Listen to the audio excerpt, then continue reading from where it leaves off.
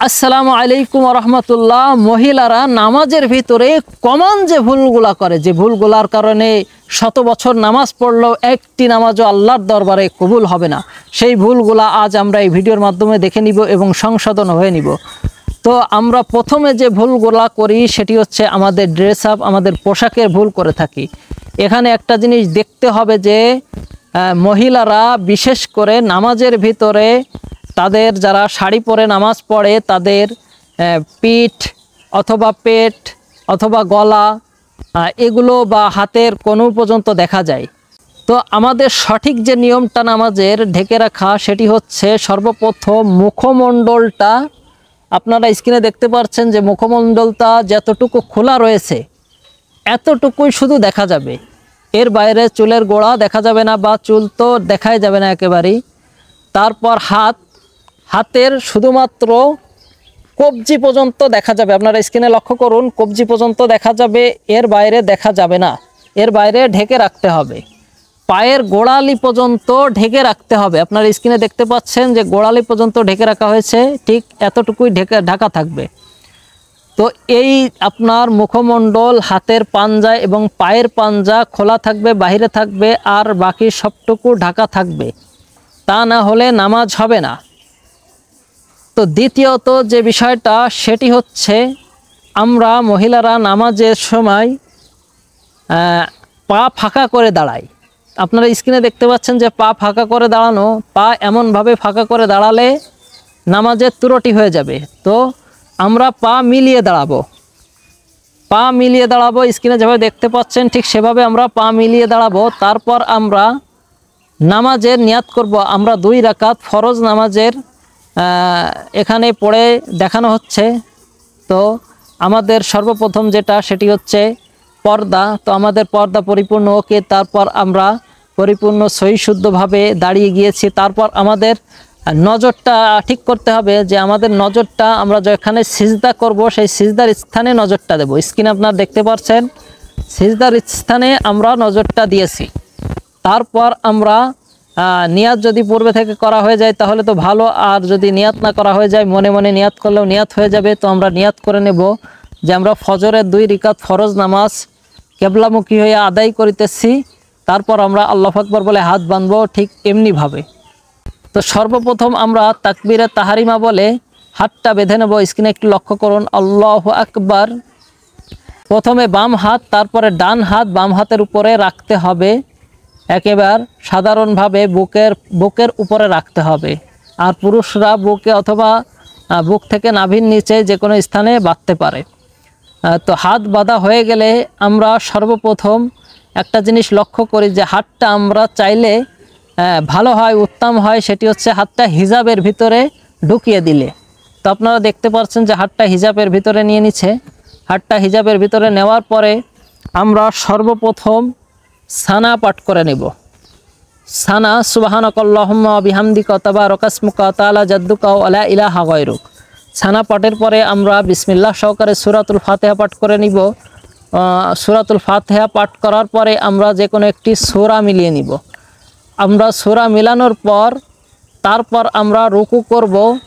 তো রুকু আমরা যেভাবে করব সঠিক নিয়মটি আপনাদেরকে দেখাই, আমরা ভুল নিয়মটি দেখাবো না, তাহলে অনেকেই বুঝতে কষ্ট হবে, তাই আমরা সঠিক নিয়মটি দেখাই।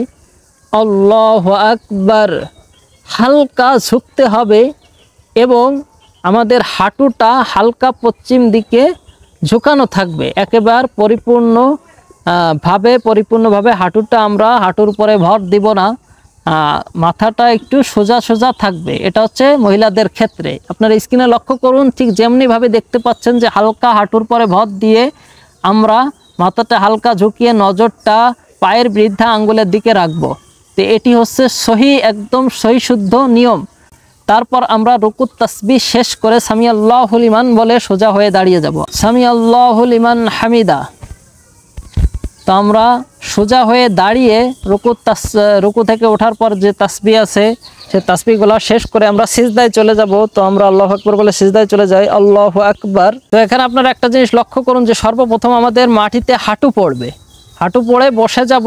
মহিলাদের ক্ষেত্রে হাঁটু ফেলবো, তারপর বসে যাব। বসার পর আমরা তারপরে সিজদার স্থানে হাত বিছাবো।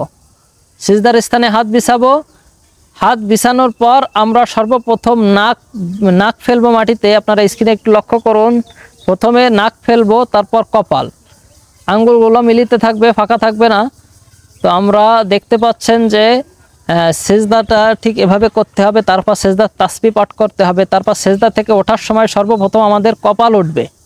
তো স্ক্রিনে লক্ষ্য করুন, সেজদার তাসবিহ পাঠ করা হয়ে গেলে তারপর সর্বপ্রথম আমাদের কপাল উঠবে। কপাল ওঠার পরে নাক ওঠার পরে সমস্ত মুখমণ্ডল উঠে যাবে, তারপর হাত উঠবে। তারপর আমরা দ্বিতীয় সিজদা করে নেব আল্লাহু আকবার বলে। আল্লাহু আকবার। তারপর দ্বিতীয় সিজদা করে আমরা আবার সোজা হয়ে যাব, ঠিক পূর্বের ন্যায়। প্রথমে কপাল, নাক, তারপরে হাত, হাঁটু এভাবে উঠবে, ঠিক এমনিভাবে আল্লাহু আকবার। আপনারা স্ক্রিনে একটু লক্ষ্য করুন, মাটিতে ভর দেওয়া যাবে না, ঠিক যেভাবে উঠছে এমনিভাবে উঠে পা মিলিয়ে দাঁড়াবো।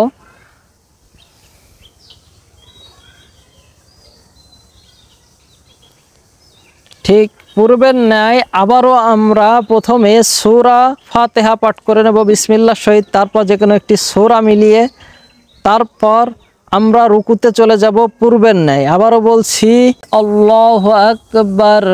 হালকা ঝুঁকতে হবে, মাথা সোজা থাকবে এবং হাঁটুর উপরে হালকা ভর দিয়ে নজর থাকবে পায়ের বৃদ্ধাঙ্গুলের দিকে। তারপর সামি আল্লাহু লিমান বলে সোজা হয়ে দাঁড়িয়ে যেতে হবে রুকুর তাসবিহ শেষ করে, সামি আল্লাহু লিমান হামিদা।